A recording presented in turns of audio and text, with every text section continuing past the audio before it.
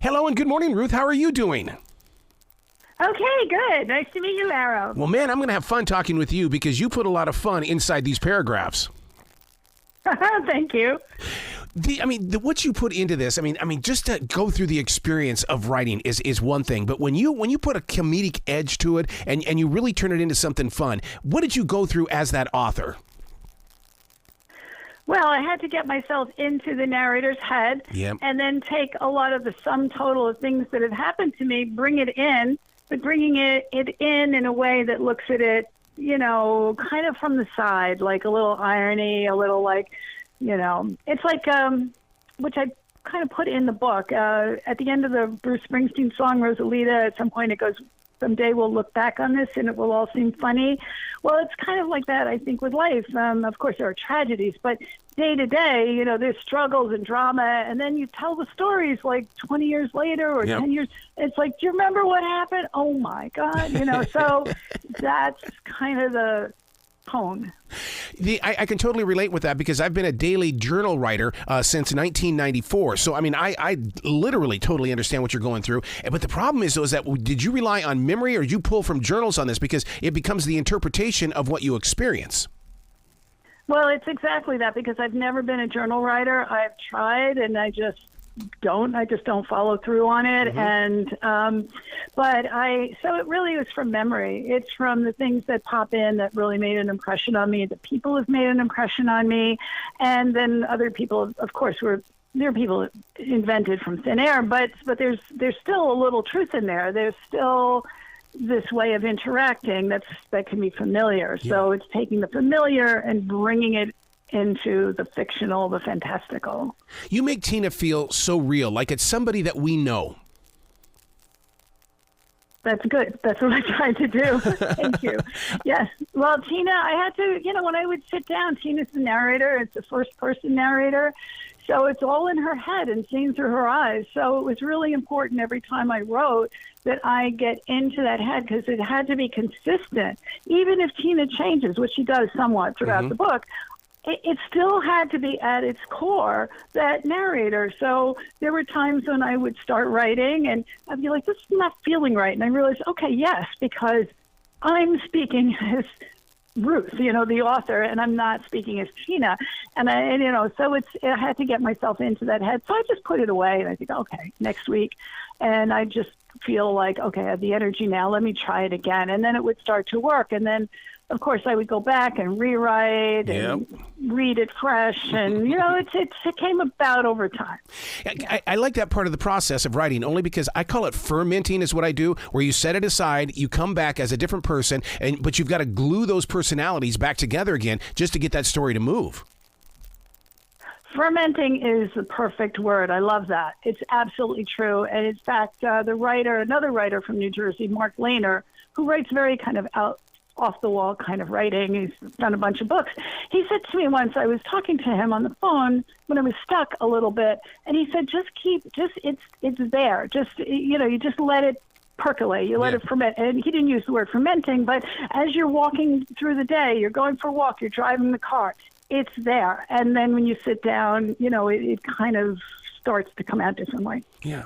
The name of the book that we're talking about today is The Bulgarian Training Manual. The title of this, was it instant or did you have to sit there and make some decisions? Well, the title lent itself. There was the Bulgarian Training Manual was in the book. I was originally going to call it The Story of Me and Big Steve because he's one of the characters. But then I decided just to call it the Bulgarian Training Manual. And that was almost in my mind, the subtitle of it, because of these two and the adventures they go on. But it's actually based, there is a Bulgarian manual, if someone, but not training manual. If you went online, you'd see my book and then you'd see something else.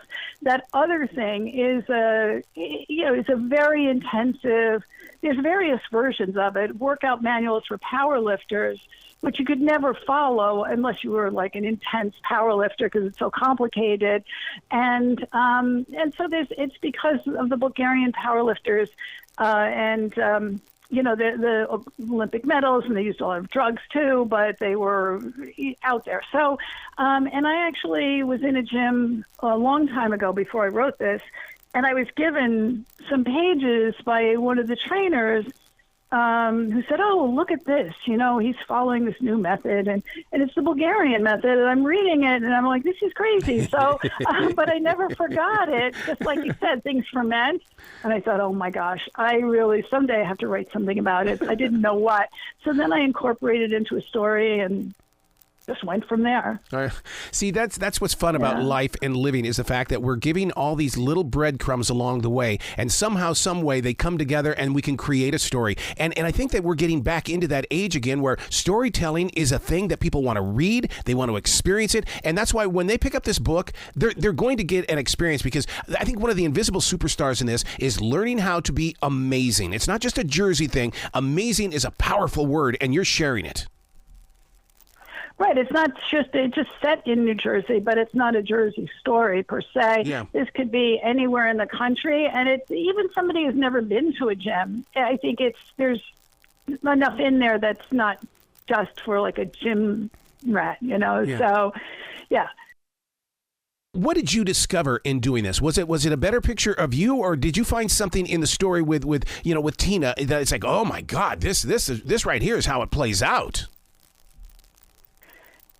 Let's see. It was a way for me to. I didn't do an outline, as you can probably tell, because then I felt it would be flat. Yep. I kind of wanted to know. Didn't want to know the whole story of where they were going, because I wanted to keep them alive and experiencing, and I was experiencing, and I left rearranging for rewrite, and.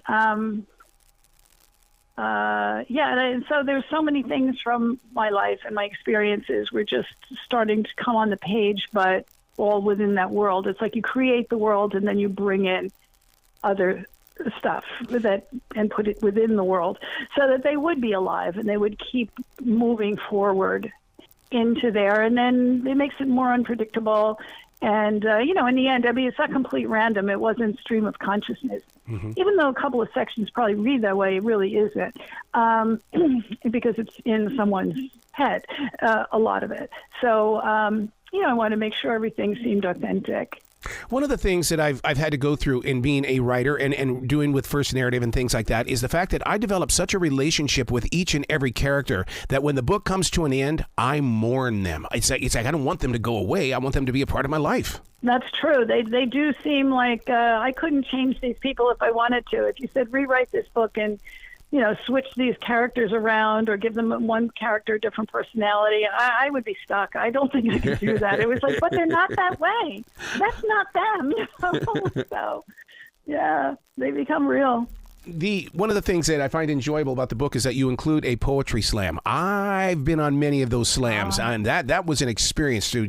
It's like when I saw it in the book, it's like, oh, I can relate with one of these things. Yes.